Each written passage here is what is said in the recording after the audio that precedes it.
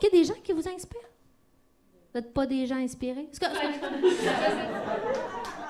Moi, là, ma source d'inspiration, je vais vous dire, le gars qui m'inspire le plus, c'est un des musiciens de l'orchestre symphonique.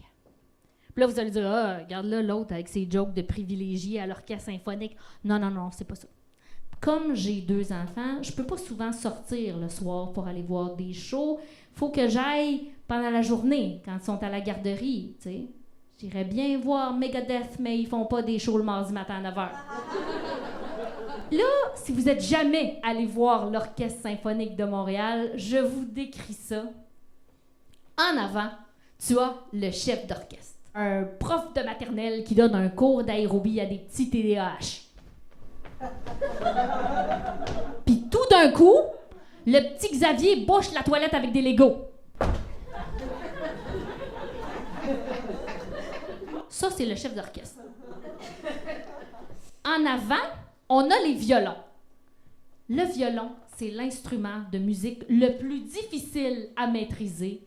Et là, on a 35 violons en transe. Il se shoot du gigalou dans les coudes pour pouvoir tenir tout le concert. Il y a des groupes de scouts qui viennent voir les violonistes juste pour apprendre comment tu pars un feu en frottant avec un bâton.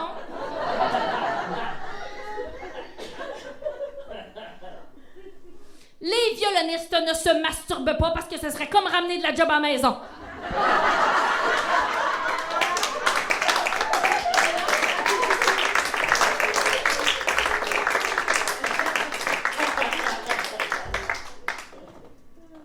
Je suis pas assez en forme pour faire ce numéro-là.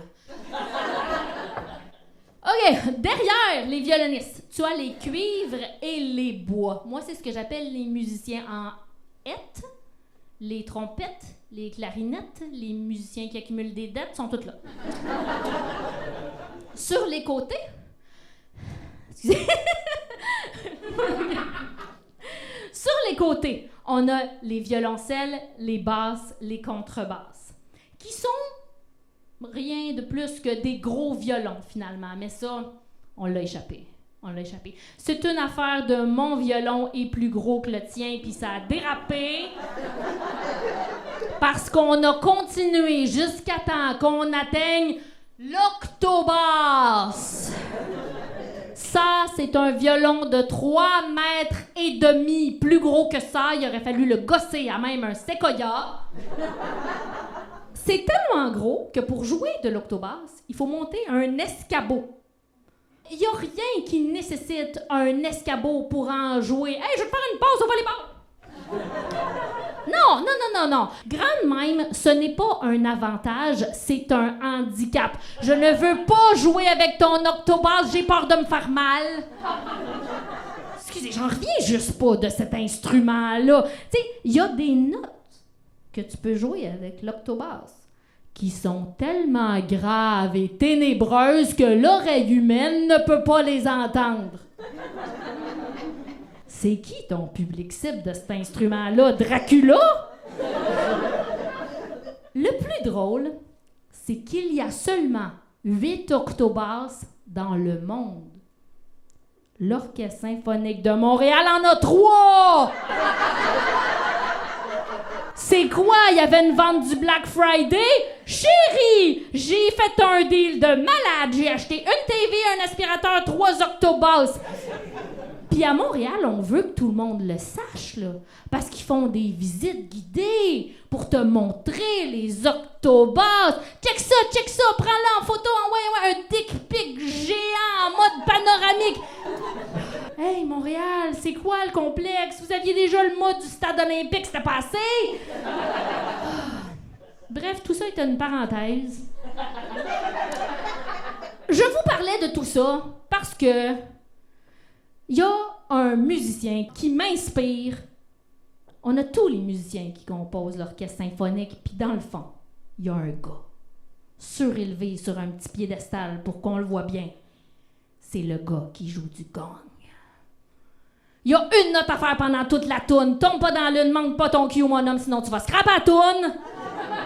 Comment t'obtiens cette job-là? Ses parents, ils ont payé 4 ans de conservatoire de musique, puis lui, il a fait quoi avec? C'est quoi, c'était le petit pas vide de la classe? Bon, là, tout le monde dans la classe a un instrument. Là. Qu'est-ce qu'on fait avec Kevin?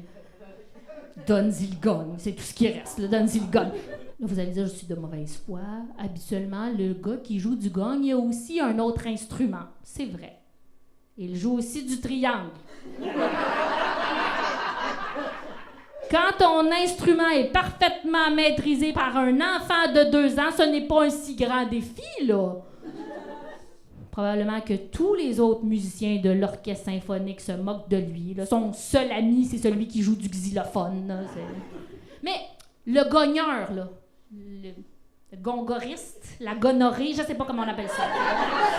Le gars qui joue du gong, bon, c'est une source d'inspiration pour tout le monde, parce qu'il donne une belle leçon de vie, tu sais.